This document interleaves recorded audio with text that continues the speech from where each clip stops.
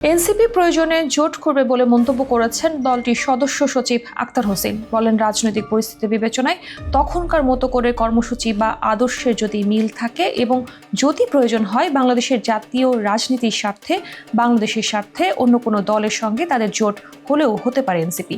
রংপুরের পীরগাছা বাজারে জনসংযোগকালে সাংবাদিকদের সঙ্গে এসব কথা বলেন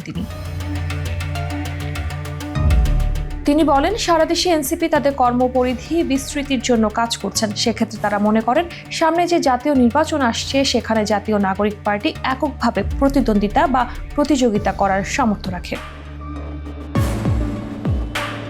তিনি আরো বলেন, নির্বাচনের সময় যখন ঘনিয়ে আসবে, দীর্ঘ সময় ধরে ফ্যাসিবাদ বিরোধী লড়াইয়ে যারা অংশগ্রহণ করেছেন এবং একই সঙ্গে আমাদের লক্ষ্য, উদ্দেশ্য, আদর্শ ও দেশের স্বার্থে যাদের সঙ্গে আমাদের মেলবন্ধন ঘটবে, অবশ্যই তাদের সঙ্গে আমাদের জোট হওয়ার বিষয়ে আলাপ আলোচনা হতে পারে। কিন্তু এখনই এত আগে থেকে আমরা কোনো দলের সঙ্গে জোট হওয়ার পূর্বানুমান নিয়ে কথা বলতে চাই না।